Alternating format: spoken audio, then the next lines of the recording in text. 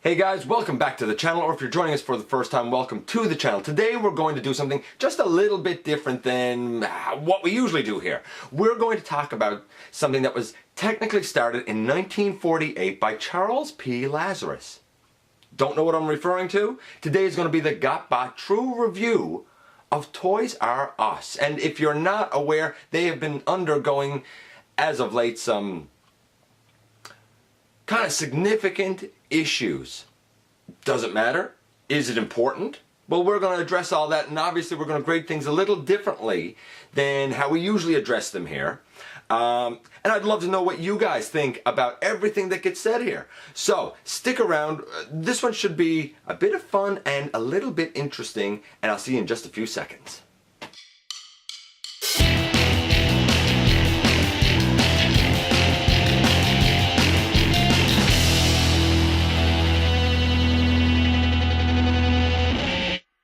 Hey guys, I'm your host, Dennis Moulton, aka GotBot. As always, please like, comment, share, and of course, important now, to subscribe. Please check me out everywhere. Have a look at Machinery of Man, the Everything Factor. Spend some time on the channel. See what it is that catches your interest. As of right now, I'm working on another bonus episode for Universal Collision while still working on Season 2. I have another kind of personal countdown along the way. I'm working on an introduction to my next kind of set of reviews, so there's a lot of stuff happening. But I did want to do this, and I know that it's a bit different. So, in 1948, there was a children's furniture store owned by Charles P. Lazarus. Now, I think in New Jersey, but I'm not 100% sure about that. Somebody can probably correct me on it. Eventually, he introduced toys, and what we know today as Toys R Us kind of really started in June of 1957. Now almost 61 years later, we find that the landscape is changing. I'm not getting into the whole business and mechanics of it because this is about the toys. Here's the thing. In 1957, toys were really just sort of a growing field. And it was wide open. It was progressive. And opening a toy store was kind of looking forward to the future. And I can always appreciate that. The toy giant grew and grew. We got things like Babies R Us, which is great. That's wonderful. And I know that that is successful and useful to ever so many people. They expanded globally, and then we get into the whole business mechanics of what do you do with a multinational corporation, being all over the world, if you will. And it grew, and it grew, and it became a powerful entity in the toy industry. But here's the thing, did that make it complacent? Did that mean that they no longer tried as hard because they didn't have to? Perhaps. And maybe, at least in part, that's what has sort of led to the issues they're having now. I can't speak for everywhere. My understanding is that Asia is not really suffering anything, or Australia. You can correct me if I'm wrong. I certainly know that in terms of Asia, the toy industry and the market for toys is growing, if anything. So they're probably still having a lot of success in those areas, and that's fantastic. But let's talk about where they are having things affected. Most notably, oh, by the way, I think you can throw Europe in that same mix. Most notably, the UK, the US, and Canada. In the UK, my understanding is that there's about 81 stores, of which about 25 are going to be closing. I don't know how significant of an impact that is. I'd love to hear from you guys that live in that area. Let me know. But I can say this, that while there are other options, I believe that they have Tesco, which is sort of iffy. Smith Toys maybe? I think? Maybe? You guys can clear that up for me. But I feel like there are other retail options over there. So maybe for people who are collectors of different figure lines, in my case Transformers, but any of them, people that are into video games, you probably still have other purchasing options that are abundant. And that's great. But even with 25 stores closing, you got to look at the jobs that are lost, and that always has an impact on any economy. It's unfortunate, but it's true. Then we have the United States. In the US, They have, I believe, 866 stores. It was just very recently announced that 182 of those are going to be closed. I see why, because at times I've heard tell of, people going on their toy hunts and they say, well, I checked the 4 Toys R Us that are close to me. 4? Do you really need 4 Toys R Us close to you? Maybe. I don't know where you live or what the market is like. But that does seem excessive in certain cases, so I could see why they might want to streamline that a bit. Maybe instead of 4 in a certain area, 2 would suffice. I could be wrong. Again, I'd love to hear from you guys to let me know. But I would guess that they were looking at trying to improve their what's known as strategic advantage. Basically streamlining their operations to try and save money and best serve as they can. I can respect that. It's unfortunate but necessary evil. Still, with 182 stores closing, that is a significant job loss for any country. Then we come to Canada. Canada has 83 stores, as of yet, untouched. Nationwide, on the second largest landmass in the world to have 83 stores, that's probably a decent ratio. But I'm willing to bet that there are locations that probably do have an oversaturation. Not here, and we'll get into that in a bit. Then we have their online presence. The world is moving to online purchasing, and you have a lot of places to choose from. Specialty stores and kind of like the online version of big box stores. We all know them. Here's the thing. Their online presence and the way their website works and operates is not always effective compared to some of these other sites that are easier to purchase from. They haven't really kind of updated with the times. I also want to touch on something that I mentioned when I, talked about the UK there. In the US, we do have a lot of other retailers that can kind of take up the slack in terms of where to purchase from. You have Target and Walmart and Marshalls, and I think you still have Kmart and ever so many more. Now we come to Canada. In Canada, it's a unique situation because we actually don't have an abundance of places that could offer competition.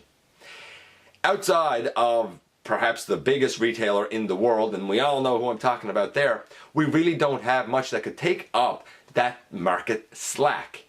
We did have Target for a little while, but unfortunately it did not last. And then smaller retailers, while sometimes hit or miss, they may have stock on hand, you can't really count on it. So, let's kind of itemize here the 2 major problems. 1, an online presence that really hasn't been updated in a long time. 2, distribution. I think part of the big reason, or at least here in my experience, that they're in the trouble that they're in now is because they've had poor distribution. You would think that specializing in toys would mean that whatever's coming out, you guys are first to the market with it. Not the case, at least not here. Very often they can be months behind, and by the time something comes out that's new to them, it's old to the rest of us. Nevertheless, I have heard rumors that distribution is going to be improved. The online presence is going to be improved. Let's see if that actually translates and happens. If so, perhaps we do have a recipe for growth and prosperity into the future. But it's not going to happen overnight, and it's not going to happen right now. So in terms of their problems, what sort of a grade do I give it? 10. It's serious when you need to downsize your business. There's no doubt about it. So right now, they're scoring a 10 because their issues are that serious. In terms of the measures that they're taking, how effective are they? Well, we don't know that yet, and we don't know what other ones they're going to take. But right now, I would say that what they are looking to do is about a 6. Yeah, you need to close things down, but you really need to look at those distribution channels, what you're stocking, and improving your online presence. No doubt about it. Free shipping, anyone? From there, we have a 10, we have a 6. Right now, their whole issue is about an 8. I like Toys R Us. I would like to be able to support them here in Canada. And hopefully I can, because they've done pretty well with stocking later waves of Titan's return, and with stocking several of the last night, but I don't know how many people really want that. And they even had an abundance of the first wave of Power of the Primes. Let's see how quickly they get wave 2. In Canada, they're also kind of a go-to for a lot of the big ticket items like Titan class figures. Guys like Metroplex, Fortress Maximus, and Triptychon. They also stock a lot of box sets and whatnot that are exclusives in other countries to retailers that we don't have here. And it's great when they're able to get these things. Although, that being said, I'm kind of tired of all the exclusives. Anybody with me? So can this be fixed? I don't know. I'm not, I'm not in a position to really say that. But I think the potential is there. And I think it's going to be on them to make the right decisions and see how the public responds. See how us as buyers, collectors, purchasers, fans, and parents respond. It'll be interesting times ahead. There's no doubt about it. I really do kind of hope that they could turn things around, but I would hope that for anyone. Nobody likes to see someone fall down because guess what? We're stronger all together. I've said that 100 times, and I also mean it here. Are they the first place I go to buy things? Not necessarily, but if I have the opportunity to, I certainly do. So we have an overall score of 8 for the seriousness of their issues, for potential ways to solve them. So what do I think that their chances of success are? Again, that depends. Right now, their chances of success are a 5. It could go either way. Either the giant could tumble.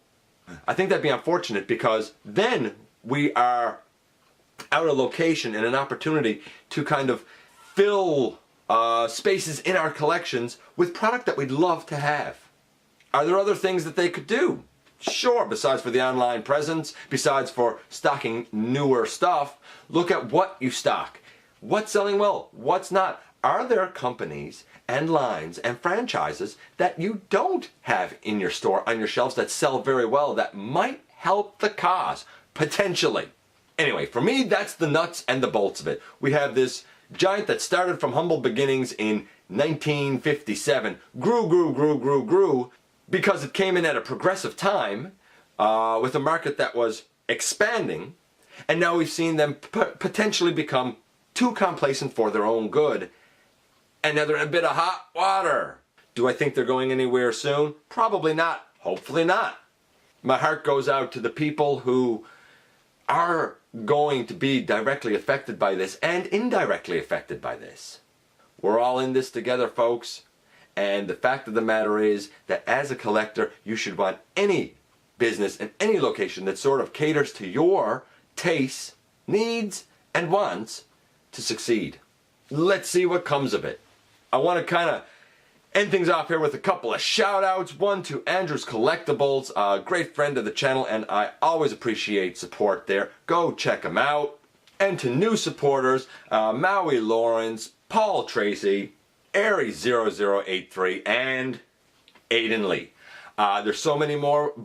I'm always appreciative of all the support that you guys give. Hey, if you haven't checked out my road to 1,000 subscribers, check that out. I always like to be able to give back if I can. Anyway, let me know what you think about this. The overall score, taking everything into account, the chance for, things to turn around, for this to be a success, for Toys R Us to become a retailer that we get excited about again, I would say it's still at about a 6.5. Am I too low? Am I too high? You let me know. If you have anything to add to the conversation or correct anything that I said, again, do it. I always love to hear new information that I don't know. Outside of that, the only thing left to say is thank you for dropping by, giving me some of your very, very valuable time. Please, again, I'm going to say, hit that subscribe button, and I look forward to the next time that you and I have a visit right here inside the video.